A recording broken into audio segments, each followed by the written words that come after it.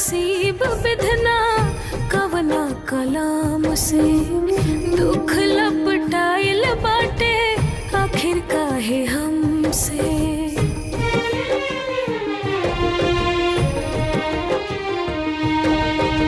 लिखला नसीब विधना कवना कलाम से दुख लपटाइल बाटे आखिर काहे हमसे। सुखवा के दिन दूरे छूटल बा हो, सुखवा के दिन दूरे छूटल बा। दुख के पहाड़ सर पे टूटल बा। हरे काहे तकदीर हमसे रूठल बा।